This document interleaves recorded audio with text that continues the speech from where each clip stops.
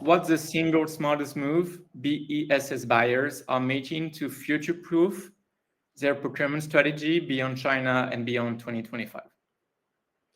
Okay, so how do you future-proof your procurement strategy beyond China and beyond 2025? It might sound counterintuitive, but it starts by studying the China 5-year plan.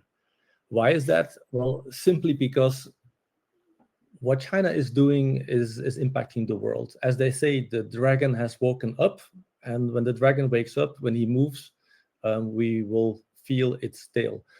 Now, why are we seeing so many batteries across the world? Well, China 2025. China manufacturing 2025 actually prepared for that 10 years ago. That's why we see batteries, but not only batteries, solar panels, cars, electric vehicles, and so on. Now, what's out today? China standards 2035. So as in the usual way, every 5 years, they're coming with a plan. And basically, China is now planning to change the rules of the game because they've seen how important standards are if you want to play on a global level. And we can see that China is starting to take another position on the global level. Now, especially with regard to the Southern Hemisphere, they have made a lot of inroads already. But in order to do this in the Northern Hemisphere, and I actually really am talking about even the US and the European markets, you would have to somehow have standards that are being applied or implemented by other companies, other regions. Now, if your standards are used by most other parties, then they become the standard, and that is something you can no longer ignore. So that's why I would, first of all, recommend have a look at that 5-year plan and at China Standard 2035.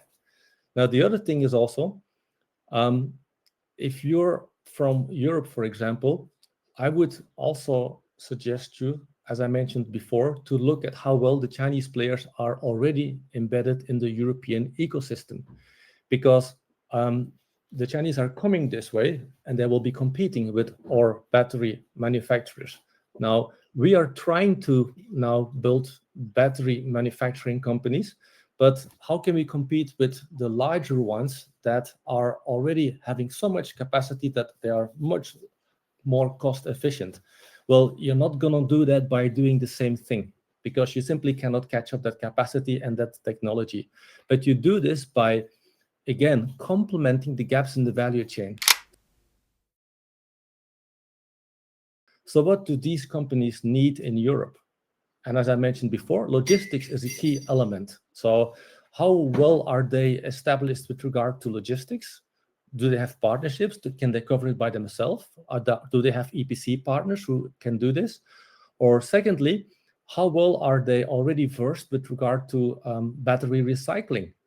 And especially battery recycling, I find interesting because Europe is still doing extremely well with regard to battery recycling. So we have technologies under development that also are not yet available in China.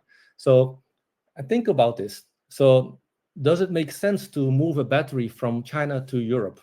Well, today, yes, right? Because it's what the market is today. But tomorrow, probably no, because I believe in re-globalization, not in decoupling, but re-globalization through localization.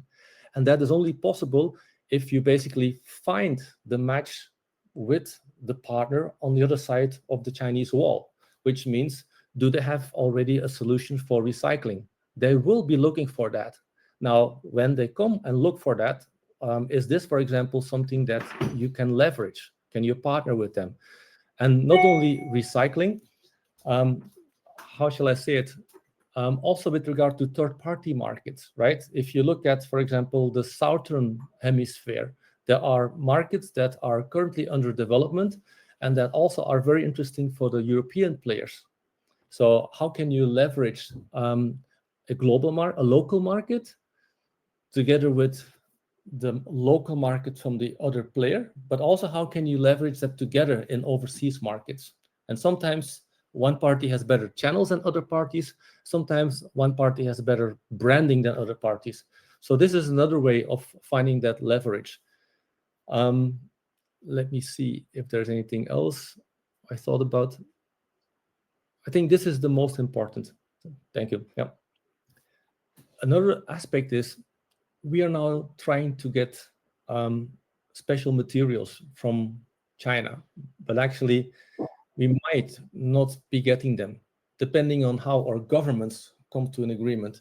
Now, one thing for sure we will be getting as much as we want is batteries, right? So instead of import controls, we could also consider export controls, which means a battery that is used that has to be recycled might not leave Europe, but might have to be recycled here. And then we can recycle the raw materials from it.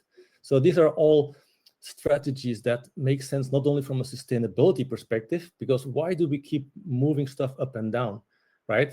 That's why I'm saying reglobalization through localization. But you have to do this from a value chain matching, value chain building perspective, because let's be honest, there's so many ways we can actually help each other as long as we're willing to build a value chain together, and that requires trust. So that's why I always like to say the three pillars of collaborative innovation, they basically are trust. It starts with trusting each other. That may cost time, or it may cost simply a way of understanding the local ecosystem. The second one is you use the new technologies that can allow to collaborate extremely fast.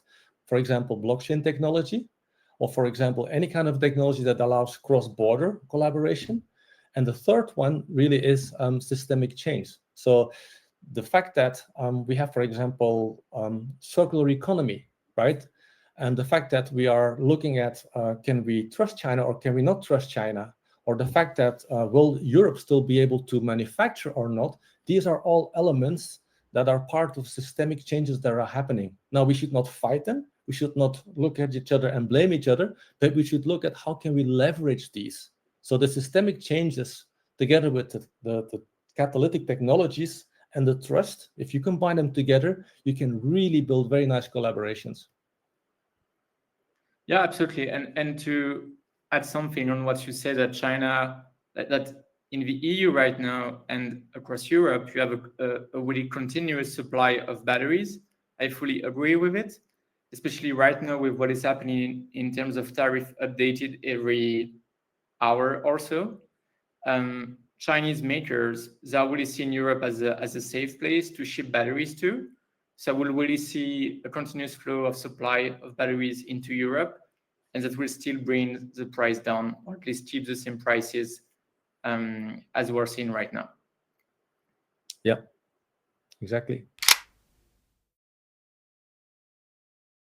So that's also why it's so critical to understand what is the strategy of the Chinese company that you are dealing with. It's not just about buying their batteries, but what is their strategy? Because you need to tap into their strategy. If they are looking at locally manufacturing in Europe, well, what does that mean for your buying strategy? Should you then have a different conversation with the company? Yeah, and I mean, we are seeing more and more BESS integrators across Europe. Like you will think about Fluence, Goshen, Nidec, and some others.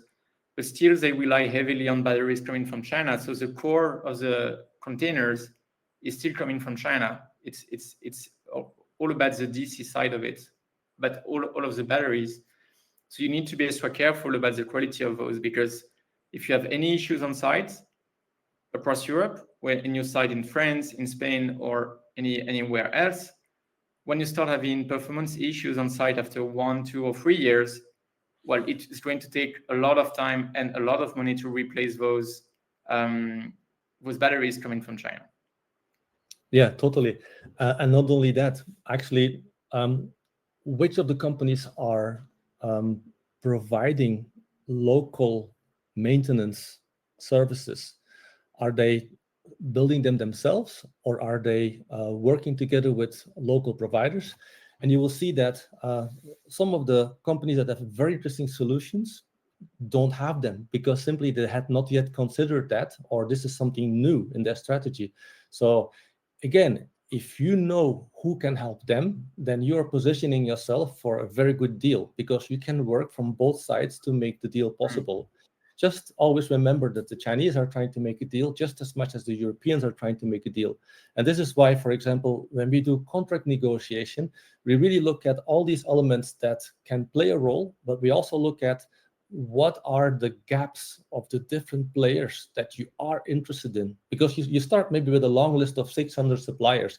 You get maybe 8, but these 8, 6 of them might be interesting. 4 of them might be willing to work with you based on what you have. And 2 of them might actually have a gap where you have strategic advantage of working with them. You will see that you can get much better deals with the last 2 ones, but you need to start negotiation with the 4, and you need to work with the 8 to understand the market. So it's really about seeing where things are evolving and planning ahead in function of the needs.